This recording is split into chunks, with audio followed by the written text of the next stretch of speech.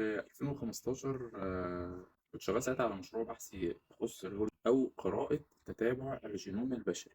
المشروع ده كنت شغال عليه لما كنت شغال في مركز قومي للبحوث مع دكتور اسمه محمود الحفناوي. بيستهدف إن إحنا مع كده في آسيا، إن إحنا نقدر نشوف التسلسل البشري جاي من آسيا لأفريقيا ولا من أفريقيا لآسيا، يعني مين الأقدم فينا. هجرة حصلت من آسيا لأفريقيا ولا أفريقيا لآسيا. وإحنا شغالين على المشروع ده كان استخدمنا اتنين جينات مصرية، اللي هي كانت الجينوم الخاص بيا والجينوم الخاص بالدكتور محمود الحفني. ده بالفعل بعتناه لساوث كوريا واتقرا الجينوم ده واتعمل البان اسيان بروجكت. في نفس الوقت احنا كمان نشرنا بيبر عن الهول جينوم سيكونسينج.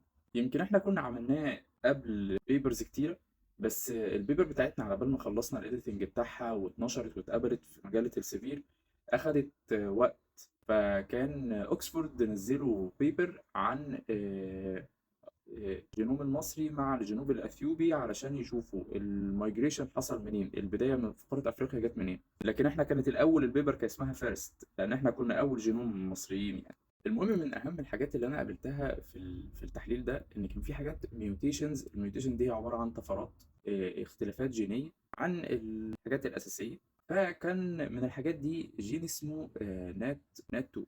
الجين اللي اسمه نات 2 ده من الجينات اللي موجودة عند 80% من المصريين فيها ميوتيشن. هو جين مسؤول عن استخلاص السموم من الجسم عن طريق الكبد. الجين ده لما شفت البيبر اللي عملتها وزارة الدفاع مع أكاديمية البحث العلمي مع كان مجموعة جميلة جدا، وعملوا بالفعل قراية ل 1024 جين علشان يشوفوا الحاجات المشتركة في الجينات المصرية. وده بروجكت ما كانش بسيط يعني، أنا ما شاركتش فيه بس أنا عارف حجم ضخامته. طبعا لما شفته كنت مبسوط جدا. في شوية سنابس كده اللي هم اختلافات سنجل نيوكليوتايد بوليمورفيزم، أو اختلافات في حرف واحد بيؤدي الى تغير او ميوتيشن. فمن السنابس دي كان في مجموعه من السنابس كده، كنت باعت لنفسي ايميل بيهم من 2015. طبعا انا بعد ما عملت يعني بعد ما الداتا اتبعت لنا. انا عايز اقول لكم ان داتا الجينات دي كان 86 جيجا عندي و86 جيجا عند دكتور محمود. فكان مجموعه داتا كبيره جدا مش صغيره. الداتا دي هي عباره عن بس قرايه الجينوم، قرايه الجينات بس. فكان مجموعه سنيبس كنت انا مركز عليهم فبعتهم لنفسي بالميل عشان ما انساهمش. فلما عملت سيرش على الميل لما قريت الارتكل اللي نزل في الفتره الاخيره، فلقيت الجين اسمه نات 2 في ميوتيشن عند المصريين كلهم 80%. طب ايه مشكلته؟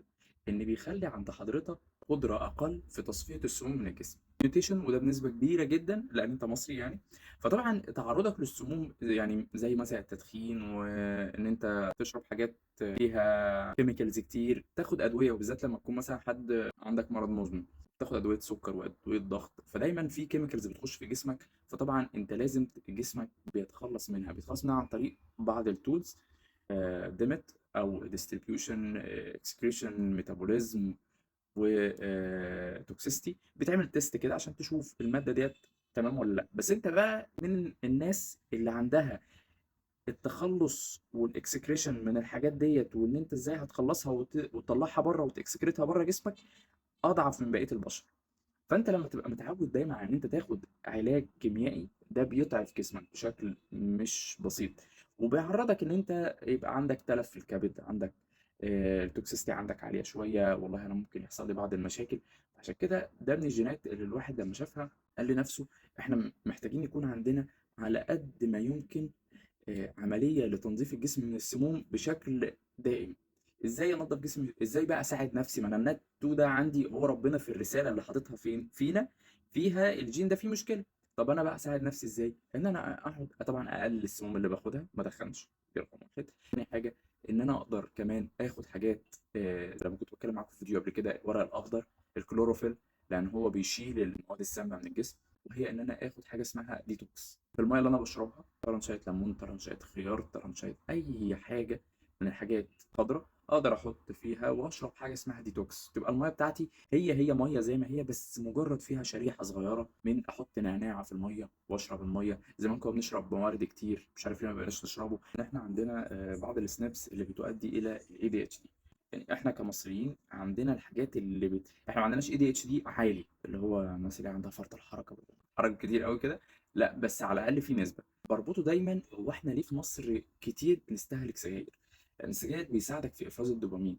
فانت بتبقى عاوز حاجه تساعدك تفرز الدوبامين عشان تهدى، لان انت اصلا عندك اي دي اتش دي. فعشان كده لازم تعوض الدوبامين اللي هو بيفرز بصعوبة عندك بسبب جيناتك، ان انت تشوف ايه الحاجات اللي بتخليك دايما مبسوط وهادي. ممكن تكون الحاجات اللي مبسوط والهادي مش لازم تكون سجاير، لان السجاير زي ما قلت لك هترمي لك كيميكال وانت اصلا عندك ميوتيشن في النات 2 ماشي.